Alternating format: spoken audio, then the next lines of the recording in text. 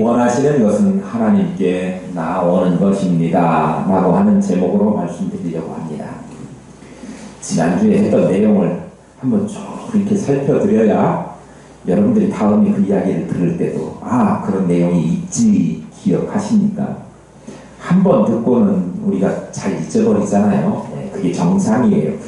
내가 왜 이러지? 나이를 한 살 더 먹더니 기억을 못하네. 이렇게 하지 마시고 정상이에요. 그래서 제가 필요한 거 아닙니까? 지난주에 쭉 살펴본 내용을 이렇게 간략하게 말씀드리고 오늘 본문으로 들어갈게요. 북이스라엘의 여로보암 2세가 죽어요. 그의 아들 스가랴가 북이스라엘의 14대 왕이 되죠. 그렇지만 6개월 만에 자기 아버지가 굉장히 부강하게 이렇게 나라를 조금 건강하게 만들었어요. 북이스라엘의 당시에는. 그랬는데도 불구하고 6개월짜리 왕하고 죽게 돼요. 그것도 살룸이라고 하는 사람에 의해서 백성들이 다 보는데 공개 처형을 당해서 죽습니다. 이 살룸이 자기도 그 소망을 죽였지만 자기가 한 짓대로 자기도 역시 마찬가지로 한 달 만에 무나엠이라고 하는 사람에 의해서 살해를 당합니다. 한 달 만에. 자기는 더 짧게 군사를 이끌고 와가지고 살룸을 죽이고 무나엠이 정권을 잡아서 왕이 되었는데, 이 무나엠은 잔혹한 왕이었어요. 자기가 군사를 들고 왔을 때 뒷나라의 사람들이 성문을 안 열어줬어요. 그러니까 내가 왕이 돼서 군사정권으로 여기 딱 장악하면 너네들 봐 하고는 거기에 거주하고 있는 사람들 아주 잔혹하게 대했는데, 그 중에 특별히 임산부 배를 갈라서 상상도 하기 어려운 끔찍한 일을 자행했어요.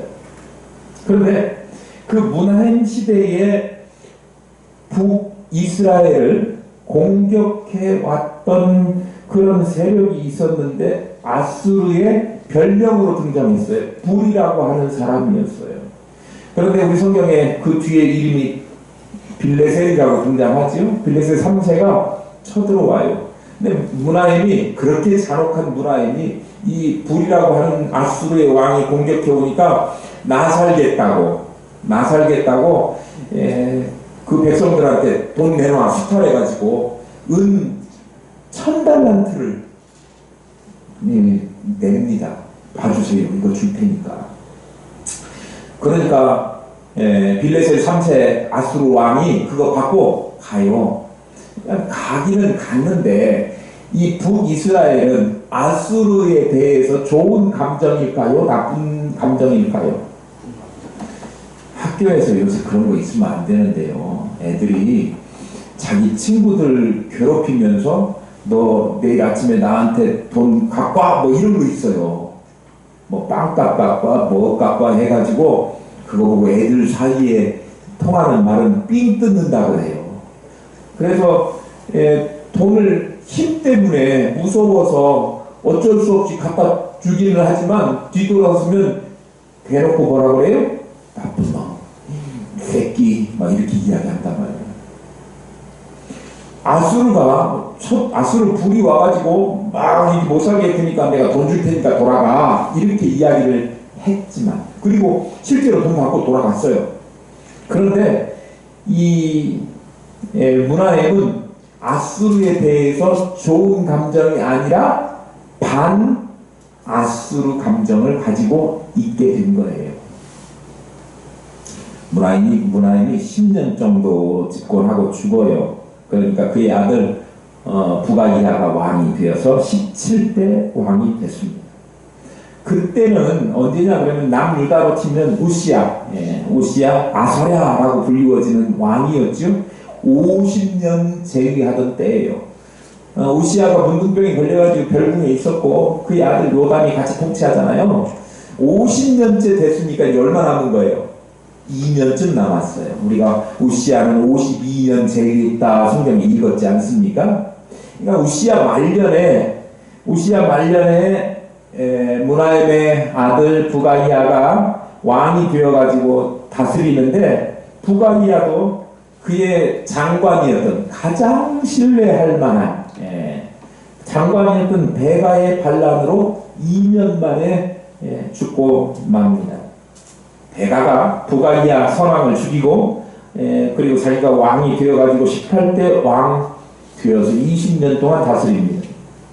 베가가 다스리는 동안에도 누가 또 쳐들어오느냐 그러면 아수르가 또 쳐들어와요.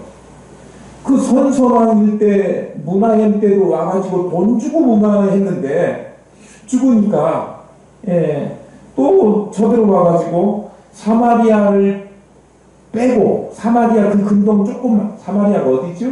북이스라엘 수도였어요. 거기만 빼고 나머지는 제가 지도 보여드렸죠. 그냥 북이스라엘 거의 전역을 싸그리 납달리 온 땅까지 다 차지해버렸어요. 그러니까 북이스라엘 사마리아 수도만 빼고 전 지역을 초토화시키고 그것으로 끝이 아니라 북이스라엘에 사는 사람들을 끌고 갔어요. 그러니 북이스라엘 사람들은 당연히 아수르에 반감이 있을 수밖에 없죠. 그래서 반이스라엘, 우리는 친일입니까? 반일입니까?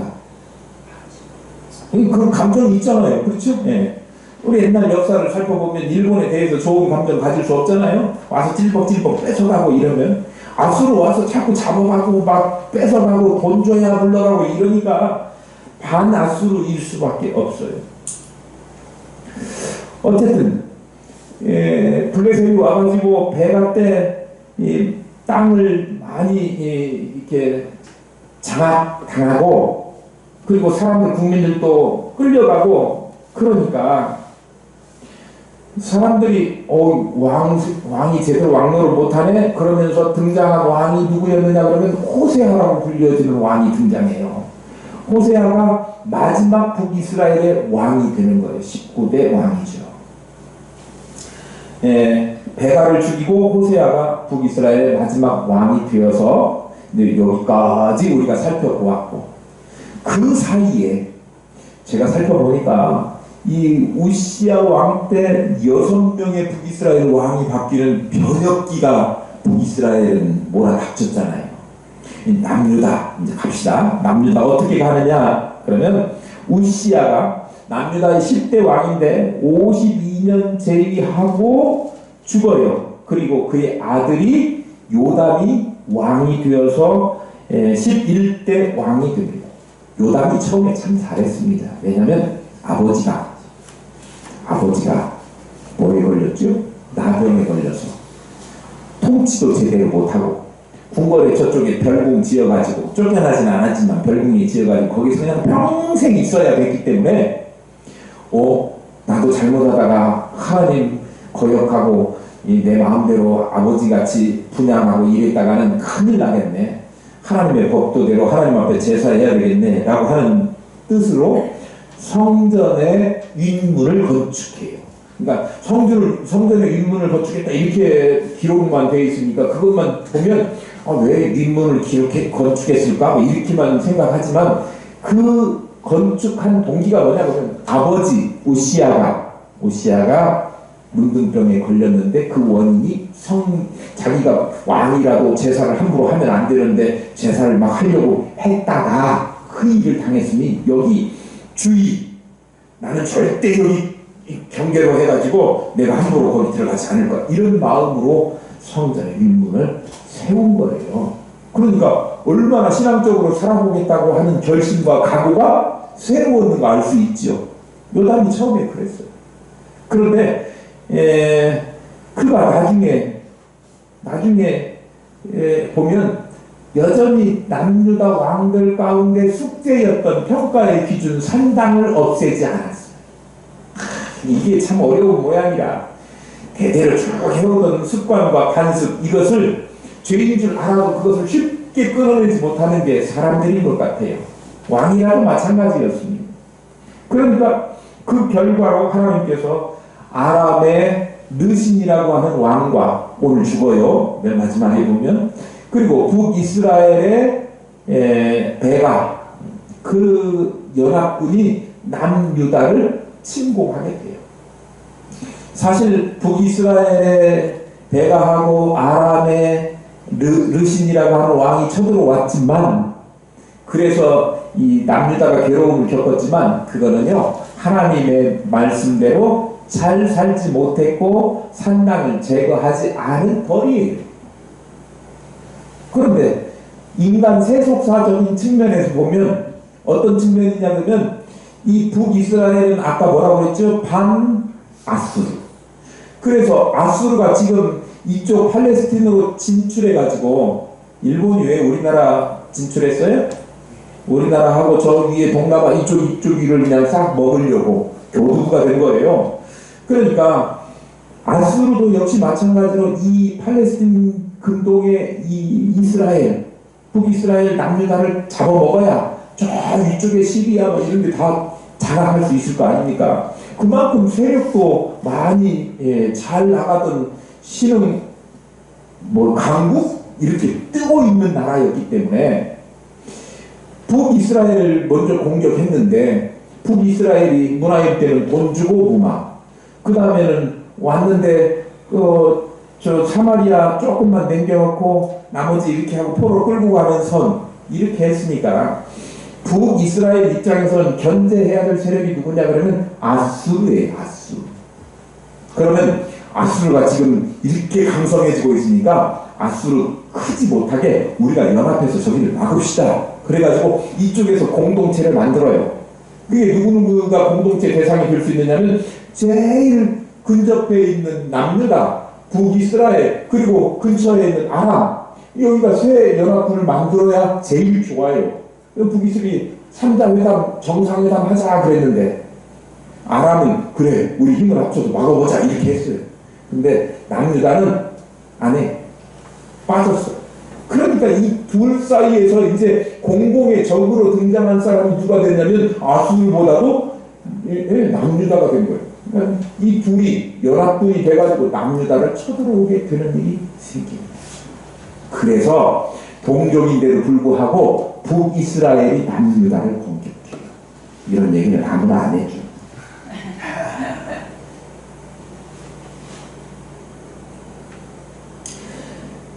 예, 어쨌든 그렇게 쳐들어오는 일이 이제 오늘 본문에 있게 되는데요. 자, 여기서부터 살펴보십시다. 요담이 죽고, 요담이 누구였죠? 앞에 왕이 누구요? 예? 우시야, 아사야. 그 아들이 요담. 그리고 요담이 죽고 요담의 뒤를 물려 이어받은 사람이 아하스예요. 아하스. 여러분 제가 그 이스라엘 역대 왕들 적은 연표를 이름을 쭉 순서대로 적은 것을 나누어 드렸는데, 거기에 보면 오늘 아하스라고 하는 사람으로 기록되어 있는 사람이 요담의 아들로 나와 있죠. 근데 원래 이 사람의 비문을 보면 여호아하스라고 기록이 되어 있어요. 그러니까 뒤에 여호아하스라고 부르면 뒤에 요시야의 다음에 여호아하스라고 하는 사람이 또 나오죠. 같은 이름이 나온단 말이에요. 우리 북이스라엘에서 여로보암이라고 하는 이름이 초대 왕이었고 그 다음에 또 여로보암이 나오니까 여로보암 1세, 2세 이렇게 부르죠. 여기도 같은 본명의 이름이 나오니까 여호아하스 1세인데 그냥 우리가 여호아하스라고 안 하고 그냥 아하스 이렇게 불러요. 오늘 성경에 나오는 사람이 1세예요. 근데 만약에 세속사에서 구별하기 위해서 부른다 보면 저 뒤에 나오는 여호아하스 요시야의 뒤에 이어받은 왕을 뭐라고 해요? 여호아하스 2세 이렇게 부르면 돼요. 근데 성경에서는 굳이 그렇게 구분하지 않고 그냥 아하스 이렇게 줄여서 부릅니다. 어쨌건 아하스가 왕이 되었는데 아하스가 왕위를 물려받은데 그에 대한 평가가 다른 남유다의 왕들하고는 좀 달라. 다른 왕들은 여호와 보시기에 선하게 했다 그런 평가를 그래도 받아요. 그렇지만 뭐는 제거하지 않았다? 산당은 제거하지 않았다 이렇게 나오거든요. 그런데요, 이 아하스는 좀 다릅니다. 좀 다른데 어디 보냐 그러면 2절에 보세요. 2절에 자꾸 여호아하스라고 그래요. 아하스가 왕이 될 때에 나이가 20세라. 예루살렘에서 16년간 다스렸으나 그의 조상 다윗과 같이 아니하며 그의 하나님 여호와께서 보시기에 정직히 행하지 아니하고. 다른데 한번 볼게요. 우리 15장 한번 넘어가 봐요. 15장 34절 한번 보세요. 요담이 왕이 될 때 요담은 뭐라고 하냐 34절 15장 34절 요담이 그의 아버지 우시야의 모든 행위대로 여호와께 보시기에 정직히 행하였으나 오직 산당을 제거하지 아니하였으므로 이렇게 나오죠. 정직히 행했다고 나와요. 그리고 그 다음에 그 아버지 누구죠? 우시야 한번 볼까요? 15장 3절입니다. 3절 아사랴가 우시야입니다. 아사랴 우시야 왕이 그의 아버지 아마샤의 모든 행위대로 여호와 보시기에 정직히 행하였으나 오직 산당은 제거하지 않았.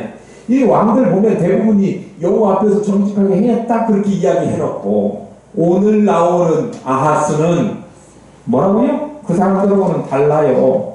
모든 왕들은 산당에 대해서는 부정적 평가를 받았지만 남유다의 왕들이 그런데 그래도 하나님 보시기에 선하겠다 이렇게 기록하는 반면 여기 나오는 아하스는 여호와 앞에서 여호와 보시기에 정직히 행하지 않았다 이렇게 기록하고 있어요. 남유다 왕들 중에 악한 왕에 속하는데 그 중에 또 특히 하나님 잘 섬기지 않은 악한 왕으로 손꼽히는 사람 돼버렸어요. 나는 하나님 잘 섬겨야 되는 게 맞고 그렇게 되기를 축복합니다. 하나님 앞에 악한 사람으로 악한 성도로 그렇게 인정받는 그런 사람 되지 말기를 바라요. 왜 그런 평가를 받았을까요? 아하스가 3절 보십시오. 3절 이스라엘의 여러 왕의 길로 행하며 또 여호와께서 이스라엘 자손 앞에서 쫓아내신 이방 사람의 가증한 일을 따라 자기 아들을 불 가운데로 지나가게 하며 이렇게 기록되어 있습니다. 그가 이스라엘 왕들의 열왕들의 길로 행했어요. 응? 뭔 얘기죠 이게?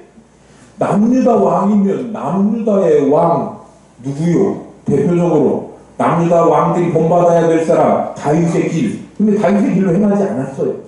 그리고 오히려 저쪽 북쪽 이스라엘 왕들 대표되는 사람이 누굽니까? 여로보암.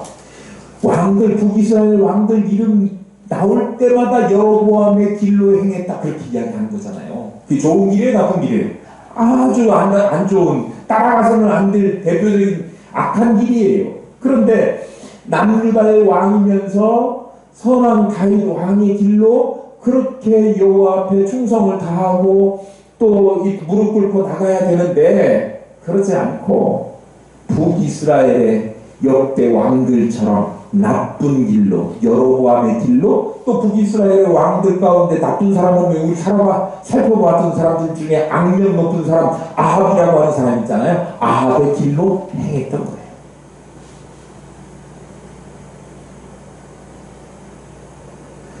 오늘 말씀은 이스라엘의 여러 왕의 길로 행하여 이렇게 기록되고 있지만 오늘 본문하고 똑같은 내용을 같이 기록하고 있는 성경이 역대하 28장입니다. 거기에 보면 이 부분을 똑같은 부분을 뭐라고 기록하고 있느냐 그러면 이스라엘 왕들의 길로 행하여 바알들의 우상을 부어 만들고 그랬습니다. 그러니까 여로보암이 왜 나쁜 짓 했어요? 하나님 섬긴다고 핑계는 됐지만 사실은 이스라엘 백성들이 북이스라엘 백성들이 예루살렘에 남유다로 내려가는 것 신경 쓰여가지고 그거 못 오게 하려고 금송아지 만들어가지고 바알과 단에다가 만들어놓고 거기다 절하면 된다 이렇게 했지 않습니까? 그게 우상 숭배예요. 그런데 그런 일을 북이스라엘은 그렇다 치더라. 남유다만큼 깨어서 하나님의 뜻대로 제대로 잘 살았어야 되지 않습니까? 선왕들이 그 산당을 제한하지 못했다 그랬으니까 그거 없애려고 노력하고 진짜 없애는 데까지 나아가야 돼요. 그런데 그러기는커녕 오히려 더 나쁜 쪽으로 사람이요 좋은 쪽으로 가기보다는 나쁜 데로 가기 그런 영향을 받기가 훨씬 쉬워요. 그러니까 우리가 뭐라고 이야기하느냐 그러면 좋은 사람들하고 어울리라 그래요. 좋은 사람들하고 어울려도 좋은 사람이 하는 거 보고 그거 따라하기는 어려워.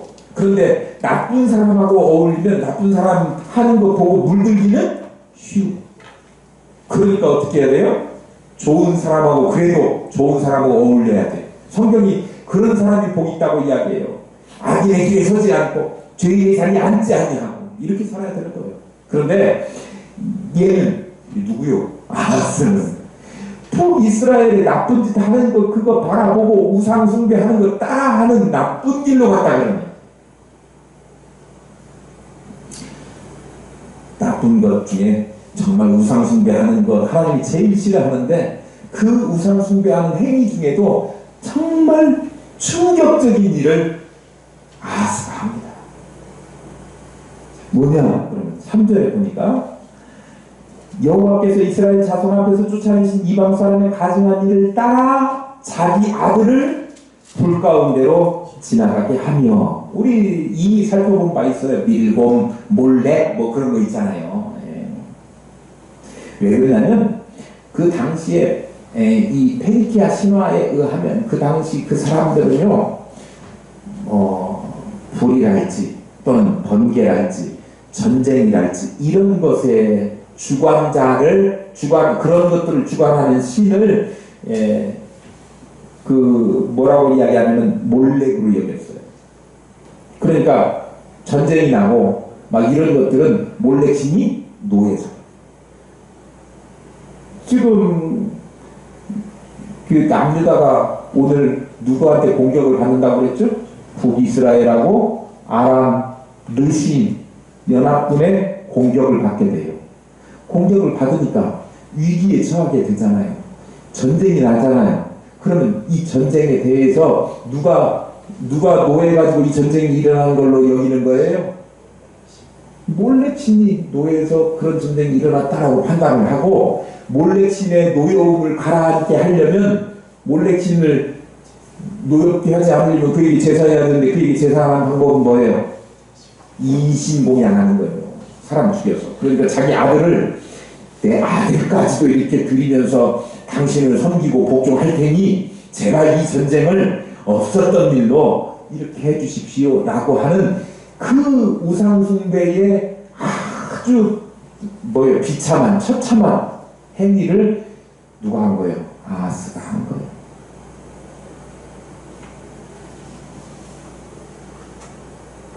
자기 자녀를 그 불 가운데로 지나가게 했다 기록하고 있지 않습니까? 사실 이렇게 어려운 일이 만나고 전쟁이 나고 기근이 나고 뭐 먹고 살기 힘들고 또 생각지도 않았던 내가 해결할 수 없는 어려운 문제가 터지면 뭐 해야 됩니까? 우리 믿음의 사람들은 남유다의 왕이었으면 적어도 하나님 앞에 나가서 무릎 꿇고 하나님 내 살펴보니 하나님 앞에 제대로 살지 못했고 우리 조상 때부터 지켜오던 여호와 신앙 중에 훼손된 것들이 참 많이 있는데 이거 고치겠습니다 하고 하나님 앞에 무릎 꿇고 나가야 되는데 그거 고칠 생각은 안 하고 오히려 더 하나님 섬겼는데도 별거 없으니까 이제 몰렉으로 가 이렇게 나간 거예요. 여러분 절대 그런 일 없기를 바라요.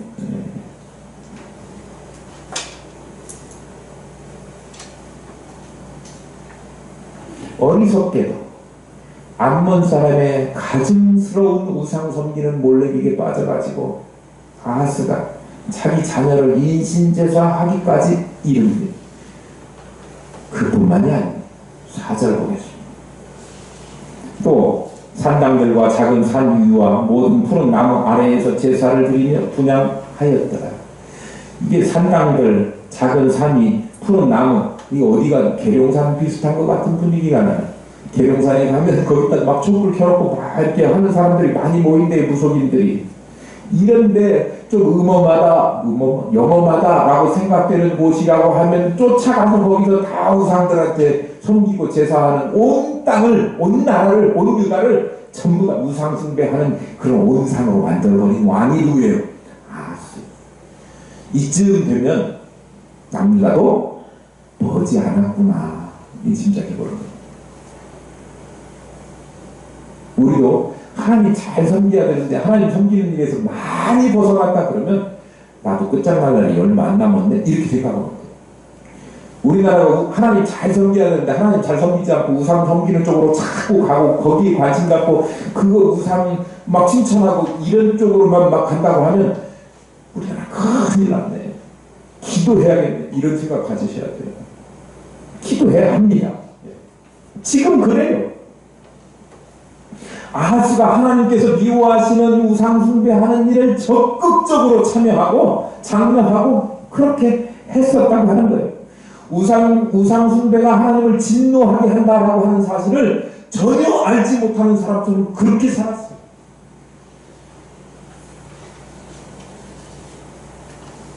왜 그랬어요? 이처럼 아하스가 우상 숭배에 깊이 빠지게 된 이유가 뭡니까?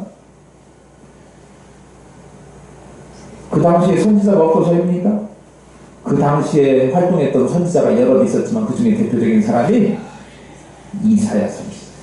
이사야서 1장 1절에 보면 이사야 선지자가 어느 시대에 선지자 노릇을 했구나 그거 딱 못 박아주고 있어요. 유다 왕 우시야와 요담과 아하스와 히스기야 시대에 아모스의 아들 이사야가 유다와 예루살렘에 관하여 번개시라 그랬습니다. 그러니까 당연히 이 시대에도 이사야가 얼마나 대선지자입니까? 성경에 많은 부분을 할애해가지고 이스라엘 백성들을 향해서 회개해야 됩니다. 우상숭배에서 돌아와야 됩니다. 돌아와야 됩니다. 이렇게 외쳤던 선지자가 이사야. 선지자가 없었어요? 아니에요. 있었어요. 왜 그런데 우시야가 그랬어요? 아니 우시야가 한다. 아하스가 그랬어요? 네, 흥분하니까. 아사야가 왜 그랬어요? 왜? 하나님의 말씀이 없어서가 아니고 하나님의 말씀에 귀를 닫았기 때문에. 당시에도 하나님께서 허락하신 율법책이 있었어요. 왕들이 다 율법책을 살펴보고 읽고 그대로 딱 살려고 노력을 했지요. 그런데 아하스는 하나님 말씀을 듣지 않고 보지 않고 귀담아 듣지 않은 거예요. 귀를 막은 거예요. 오늘날 많은 사람들이 크리스찬들이 예배당에 와서 주일날 교회에 앉아 있지만 여기에서 선포되어지는 말씀이 자기 듣기에 싫으면 나 치는 소리네, 나 때리는 소리를 목사님이 이렇게 들어요. 아니 목사라고 하는 사람의 입을 통해서 선포되지만 그게 하나님의 말씀이 너 듣고 깨달으라는 거예요. 울림이 있도록 이야기하는 것이 설교지 아무런 반응 없이 오 잘하십니다만 칭찬만 하는 게 설교 아니에요. 이 시대를 향해서 목사들이 잘못하고 있는 건 잘못된다고 이야기할 줄 알아야 제대로 된 설교예요. 교회가 정치 문제에 나서가지고 목사들이 이런저런 이야기하는 것 옳지 않다고 얘기해야 돼요. 그런데 권력에 비유 맞춰가지고 거기 나가가지고 같이 합세해서 그거 하는 것 안 좋다, 안 된다 그런 이야기예요. 오늘날 시대가 잘못 가고 있는데도요. 그런데 그런 이야기하면 귀를 막아버려요. 듣기 싫다는 거죠. 아니 적어도요. 듣기 싫으면 안 들어도 좋은데요. 그것이 곧 결국은 자기의 멸망으로 가는 절차를 받고 있는 거라고 아셔야 돼요. 그렇기 때문에 정말 중요한 것이 하나님의 말씀, 기록된 말씀. 그래서 제가 강조하는 거 아닙니까? 진짜 좋은 목사예요. 꼴도 한 병씩 줘요. 읽기만 하면. 열심히 읽으세요. 하나님 말씀 읽어야죠. 읽고 영안을 열어서 나에게 주시는 무슨 깨달음을 주시는 말씀인가 받아야 돼요. 읽고 넘어가는 거 안 돼. 그걸 끝하면 아무 의미 없어요. 나에게 무슨 말씀을 하시는가. 목사의 입을 강단에서 선포하는 하나님의 종들의 입을 통해서 주시는 말씀이 나에게 와서 부딪힐 때 목사님이 날 뭐라고 한다 그렇게 듣지 마시고 하나님의 말씀이 나에게 와서 부딪히니 내가 고쳐야 되겠다라고 하는 옷을 찢고 제일에 앉아서 회개하는 심정으로 말씀을 듣고 자기의 삶을 고치지 않으면 하나님 기쁘시게 할 수 없다 그럽니다.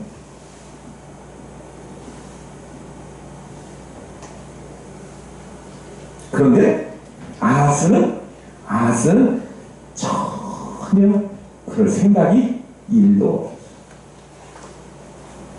하나님의 말씀에 귀를 기울이지 않고 귀를 막으면 어떤 일이 생깁니까? 죄악으로 갈 수밖에 없죠. 죄를 저지를 수밖에 없습니다. 오늘날도 죄와 착하면서 사는 것, 그것은 무엇 때문이냐 하면 하나님의 말씀 멀리하기 때문에 그래요. 기록된 하나님의 말씀뿐만 아니라 우리가 선포되어지는 하나님의 말씀에 귀를 기울이고 그 말씀대로 사는 저와 여러분 될 수 있기를 축복합니다. 네. 5절로 가겠습니다.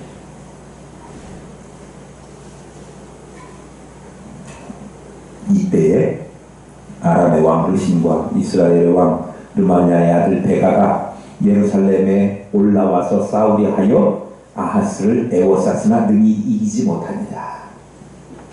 제가 아수르가 지금 강대국으로 부상하고 있다고 했잖아요. 신은 강국으로.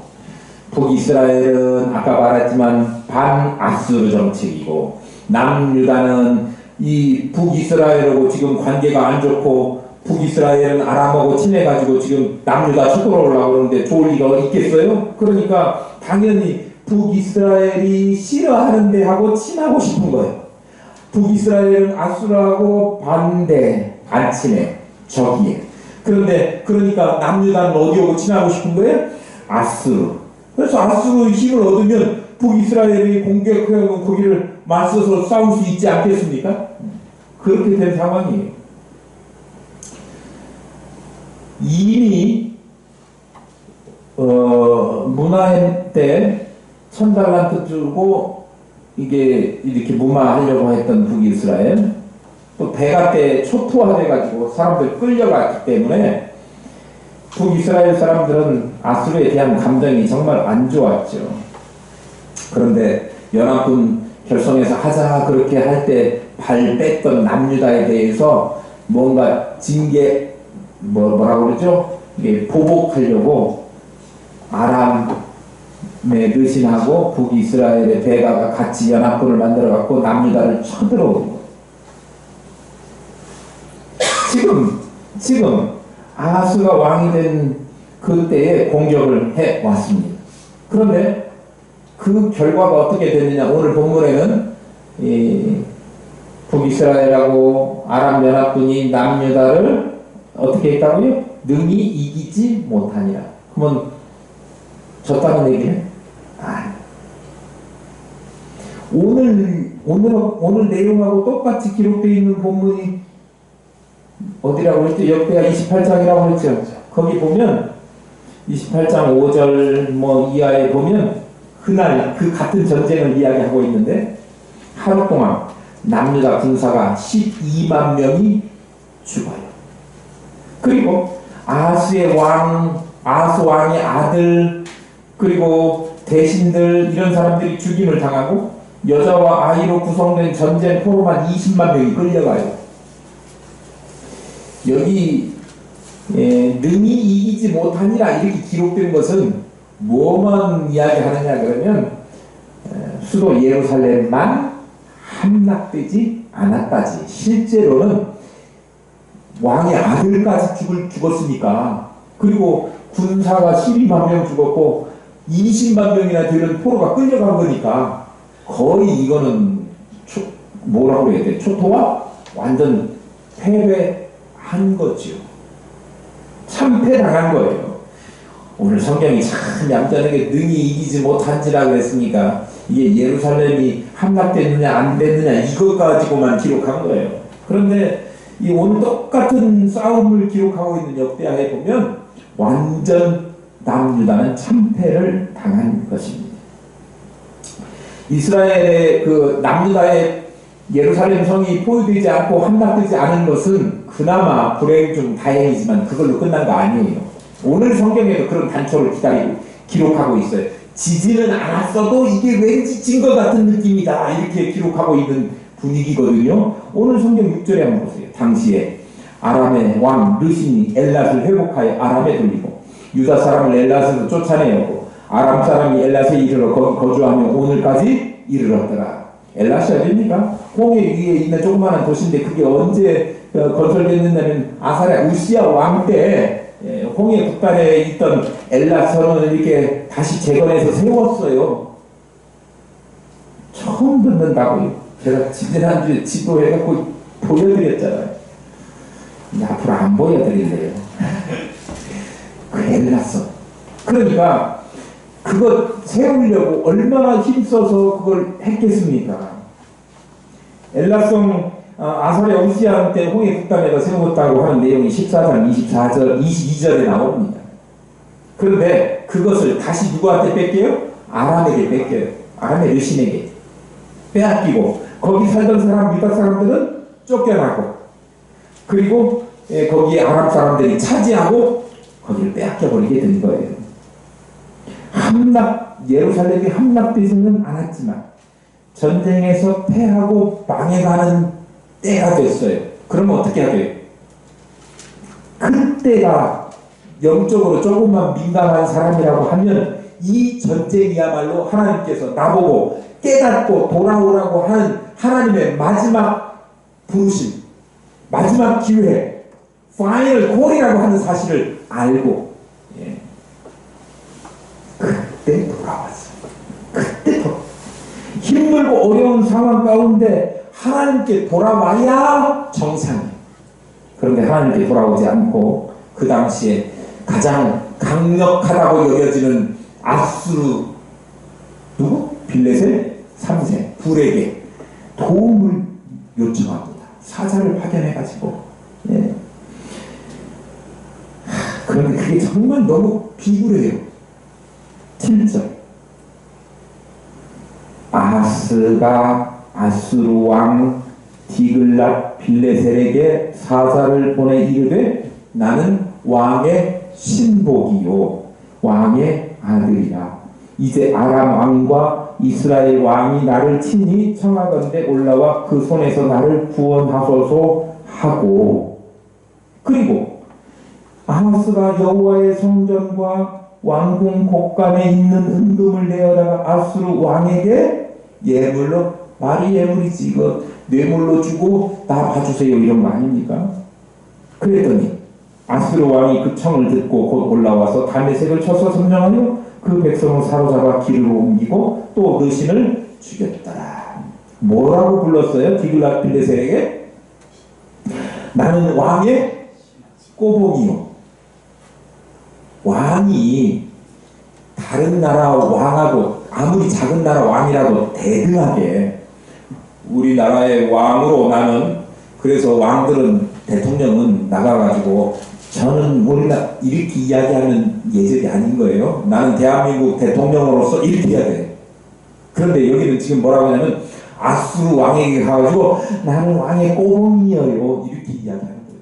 얼마나 비굴해요. 뭐 하려고? 지금 나라가 위기에 처해있으니까 원조 받아서 도움 받아서 이 기회를 좀 넘겨보려고. 뭐라고요? 왕은 뭐라고? 아버지라. 나는 왕에게 있어서 정말 말단 신하여도 좋고 내가 아버지처럼 그렇게 의지하고 그러니 아버지 대신 왕께서 내 주인 대신 당신께서 우리나라를 나를 가엾게 여기사 우리나라 이렇게 좀 구해 주십시오. 이렇게 비굴하게 이야기하는 거예요. 그러니까 꼬봉이라고 하는 말에 아수르의 불이 기분이 좋았는지 이 빌레셋 3세가 말을 들어줍니다. 그래가지고 아수르의 빌레셋이 아하스의 요청대로 아람의 수도인 다메섹을 쳐서 다메섹을 먹어요. 다메섹이 어디 것이 됐어요? 아수르의 것이 됐어요. 그러니까 아수르는요 사실은 이 남유다 아하스의 청을 받아들여서 그걸 빌미 삼아 다메섹 아람을 정복했지만 남유다의 청을 들어주기 위해서 거기를 공격한 것만은 아니에요. 왜냐하면 더 큰 야심이 있어요. 동북아를 장악하기 위해서 한반도를 먼저 딱 이렇게 36년간 압제했던 일본처럼 더 큰 꿈이 있었다고.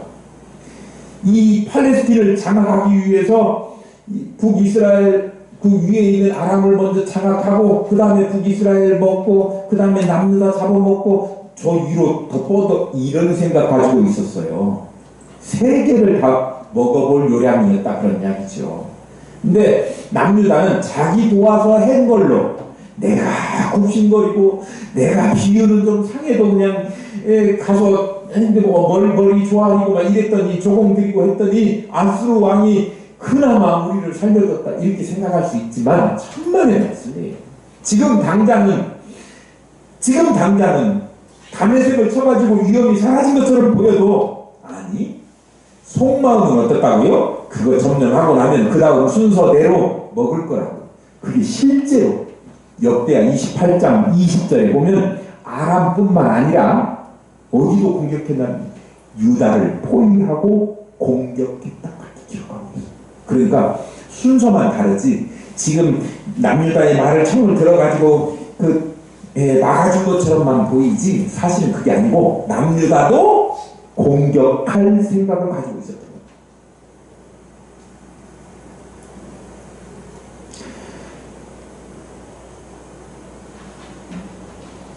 당장은 아수르의 도움으로 아람과 북이스라엘 연합군의 침략으로부터 벗어날 수 있는 것 같이 느껴지지만 실제로는 감당할 수 없을 만큼 아니 지금은 아람의 르신과 북이스라엘의 베가가 쳐들어온 아주 사소한 조그마한 전쟁이었지만 그거보다는 감당할 수 없을 만큼 나라가 완전히 사라질 위기에 처할 그런 공격을 받게 되는 거예요.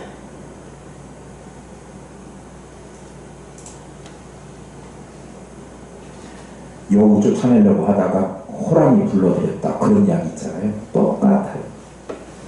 그러니까 우리가 어려운 일을 당하면 사람들에게 찾아가서 이거 해주십시오 부탁하고 사람의 도움을 구하고 그렇게 하지 않습니까?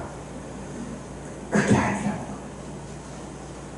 거예요. 진짜 우리가 도움을 구해야 되는 것 하나님께서 원하시는 것은 다른 사람들에게 뭔가 사람을 방책을 위해서 백방 뛰어라 그게 아니고요. 강한 사람 앞에 가서 자존심이라도 내려놔라 그렇게 가르쳐준 게 아니고요. 하나님께서 원하시는 것은 어려운 일 당할수록 주 앞에 나와라 이렇게 말씀하시는 거예요. 그런데 하나님 대신에 아수르에게 도움을 청하고 많은 재물을 허비하는 것은 물론이고 또 주권까지도 다 빼앗길 정도로 그렇게 나라가 망하는 쪽으로 가게 된 사람 의지하는 것 하나님 말고 하나님 기도하기보다는 동맹국 의지하고 하나님의 눈보다는 인간의 눈을 더 의식하고 힘의 근원이신 하나님의 힘을 의지하기보다는 도리어 하나님의 진노와 화를 불러들이는 일을 하면 안 되겠다 그런 말씀입니다. 뭐 해야 돼요? 어려운 일 당하면 하나님은요 세상의 모든 왕들을 이기고도 남으시는 만왕의 왕이십니다. 내 앞에 아무리 큰 어려움이 있고 미래에 대한 불안감과 공포가 있고 두려움이 있다고 할지라도 하나님을 믿고 의지하는 사람은 하나님께서 반드시 책임져 주신다. 지금 당장 머리 물려서 해결책 찾으려고 노력하고 사람들 백방으로 다니지 말고 하나님 앞에 나와서 기도하는 거예요. 기도해. 그렇게 해야만 빠져나갈 수 있는 거지 사람들 동원해서 빠져나갈 수 있지 못해요. 그러니까 어려운 일 당할 때 우리 찬송하지 않습니까? 어려운 일 당할 때 나의 믿음 전하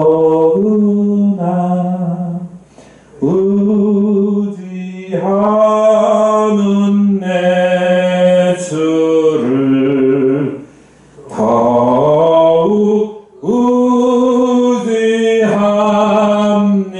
의지합니다. 세월 지나갈수록 의지할 것 뿐일세. 무슨 일을 만나도 예수 의지합니다. 여러분, 어려운 일 당하면 사람 어찌하지 말고, 돈 쳐다보지 말고, 권력 앞에 가가지고 무릎 꿇지 말고, 하나님 믿는 자존심 팽개치지 말고, 아무리 어려워도 주님 앞에 나가서 예수 의지하고 하나님 앞에 나오는 것 하나님이 제일 기뻐하시고, 그런 사람에게 회복의 은혜를 주시는 거예요. 진짜 원하시는, 하나님이 원하시는 것은 바로 그겁니다. 빌레셋에게 가가지고 내가 왕의 신복이요 아들이니 나를 구원하소서 이렇게 이야기할 것이 아니라, 하나님 앞에 나와가지고 나는 하나님의 종입니다, 하나님의 백성입니다, 나를 구하옵소서 이렇게 기도해야 되는 거예요. 하나님 그 사람 찾으시고 그 사람에게 회복의 은혜를 주시고 복을 주실 줄로 믿습니다. 정말 여러분이 그런 사람 될 수 있기를 축복합니다.